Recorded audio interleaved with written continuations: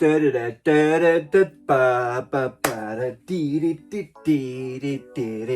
am what I am today, cause did it my way, nothing y'all can say.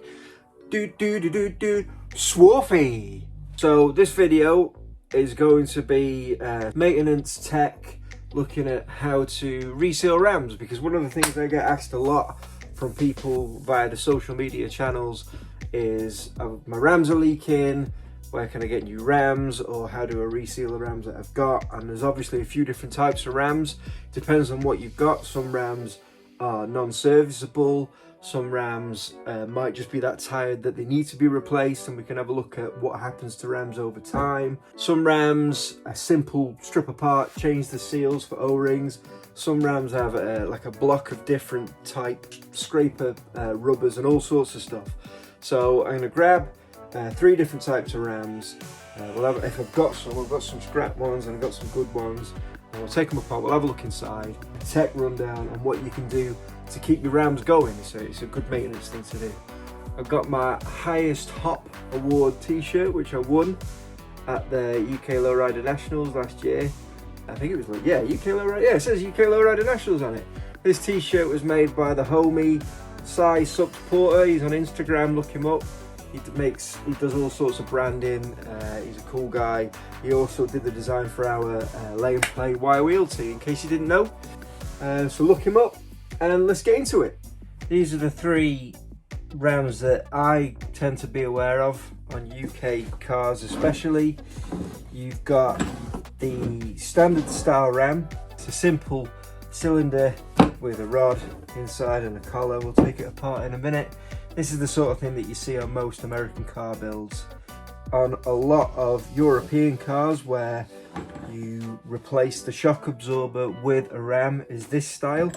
So in some instances they're double acting, so they'll have a hole at the top and the bottom end.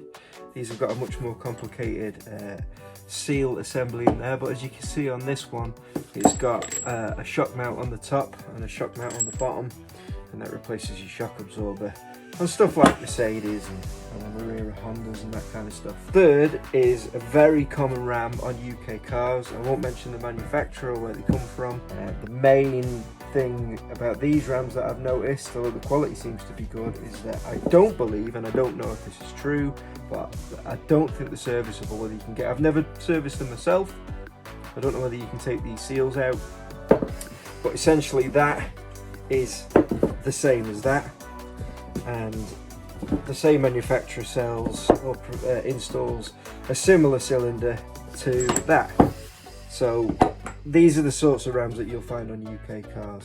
Now I can't really go into much detail with these because I've never stripped one apart, but like with all cylinders, all rams, eventually the seals will get worn, they will start to leak, everything will start to deteriorate inside, and you'll want to replace either the seals or the ram's cylinders or whatever else you need. In this circumstance, and similarly for this, I've not yet found a way of taking these cylinders apart to replace what's inside to stop them from leaking. So I believe that if you go back to the manufacturer, he has some form of warranty. I don't know, don't quote me on that. But if you have this style ram, it's always worth getting in contact with the guy who supplied them to see if he can either replace the ram, or you can buy a new ram, or if he'll reseal the rams for you. But that's as far as I'm going to go with these bad boys. Of course, if you needed to, you could always replace this style ram with this style ram and this style ram, because essentially they all do the same job. All you need to make sure is that you've got the right size fittings and they come out of either the side or the top port. So let's get rid of these 2 for the moment, and let's concentrate on these. So this is your standard USA style cylinder. There's hundreds of different sizes and types. That's an 8-inch, a 10-inch there. There's 12s, there's chrome, there's powder coat, there's raw, but essentially they all do the same thing. Again, sometimes they'll have a different size port in the top. They all pretty much come with the same size fitting at the bottom. They have this collar at the top, sorry, at the bottom that you can undo. This should be tight when it's on the car, obviously. And then they have a little sleeve, a breast sleeve, which acts as your guide for the ram when it's going up and down inside. Some of the things that can happen to the exterior of these, and you can see that there, is if the ram's rubbing against the body for whatever reason, eventually you'll thin the sidewall. This 8 has had the same issue. It doesn't necessarily affect how the cylinders run because they tend to have quite a thick sidewall anyway. But obviously over time, I've had cylinders that have worn that much that fluid has started to leak out of pinholes on the side. So that's something to keep your eye on if you've got significant ram squeak. Also the cylinders, these can be honed out, but eventually over time, the wear inside the cylinders is what will damage your O-rings. Sometimes when cylinders are left open for long periods of time outside, especially in the UK, so if you leave your car lifted, the rod part of the ram can get corrosion on it, and that will then wear down the brass collar, and then you get end play in the rod, and then when you get end play in the rod, it starts to wear down the O-rings, and when the O-rings wear down, you start scoring the inside of the cylinder. So general maintenance, always keep your car at full drop when it's parked up, and keep an eye on your cylinders. Maybe take them out once a year, check your O-rings, which we'll do now, and replace anything if you need to. One thing to look out for to check if your ram is struggling is for end play. All cylinders will have some amount of end play. You don't want too much in there, but there will be a little bit. And to check your seals, take that collar off, slide your brass a bit out, pull the cylinder apart. It shouldn't really come apart that easy. You brand new cylinders, you won't be able to pull them apart. Take a little bit more force. But as you can see on these cylinders, on the block, the piston part, or whatever it's called, this aluminium screw-in part at the top has got some O-rings on it.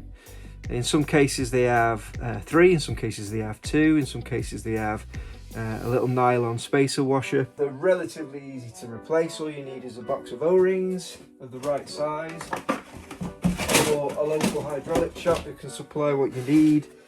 These are relatively cheap off eBay and on Amazon, but you will be able to get them from your local hydraulic shop, and you'll find that these might be different sizes. Sometimes you get metric, sometimes you get imperial. What I tend to do is keep trying them until you get a nice tight fit within the cylinder. You want that to be tight in there. Sometimes the little spacers, like in this instance, it looks like one of the spacers has gone missing. As you can see on the middle one, the spacer's not on there. So you can get replacement nylon spacers. I think these look like a rubber spacer, as you can see. So it's just a case of, to get rid of the old one, and just chuck a screwdriver or a pair of pliers in there and whip that out. And have a good look on it. See what it looks like. You'll know it's worn because this edge here will be quite square. So you know straight away that if you replace that with a new one, it'll have a nice surface area for it to rub against the inside of that cylinder. Sometimes as well these can get hard. I've seen cylinders on some cars, and I think this was an example of where it's become that worn that the cylinder won't even come apart anymore. The rod is jammed in there. This thing will not move. That ram is completely tainted. That's as simple as that is. Change your O-rings. I know I'm putting the old one back on, but I don't want to waste a new O-ring, even though they are cheap. Wash your new O-ring on the end there. Slide that back in, and you want a good tight fit. I mean, that isn't too bad. That feels quite good anyway. And these are quite an old set of rams off the old El Camino outside, off the rear. Then put that back together. Make sure you got some Loctite on there, and that's nice and tight so it doesn't slip out. And that's that style of ram resealed. So this is the ram that a lot of European cars will have in it. Sol's Honda Civic that we built has got this style ram front and rear. So we replaced the top with top mount, so that's where your bushes go, where your shock absorber used to mount in the top, and then some sort of rose joint or something that fits the standard mount at the bottom of the shock mount. And the side ported in most instances, so you can run a top and bottom mount and the hose will come out the side. In some instances they have a top and a bottom port. So you can actually run these as double acting if you've got the right technology for it, if your pumps will work both ways. Essentially that means that you can lift and drop the ram, which makes the wheel tuck up into the arch for 3 wheels and dog legs, which is pretty cool. So to get this ram apart, again, it's got a collar, it's within 2 holes in it, and there must be a tool that you can use, or a pair of mole grips and a vise will suffice. Once you've undone that collar, so you've unscrewed that, the ram will pull apart. You've got a much more robust seal assembly. And when you buy these seal assemblies, they come as one whole kit. I'm not sure, but every time I've bought them, you can't just buy the individual parts. It comes as a complete kit. And they're not too difficult to take off, because again, the rubber O-ring will just come off. These spacers come off. You have to make sure that you've got them in the right order. Just a bit oily. Come on, Peter.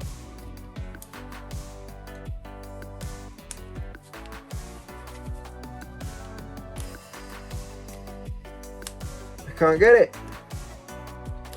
Come on. Come on, I said.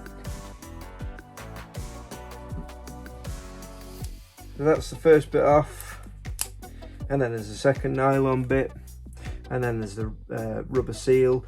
When these wear, they also get flat on these top parts, and what you find is when these seals go, or once the cylinder's worn, the fluid gets past and sits in this bottom section, and that actually stops the cylinder from closing all the way up when you drop it, or at least it makes it harder for the car to drop, and that fluid has to force its way back up, back into the lines.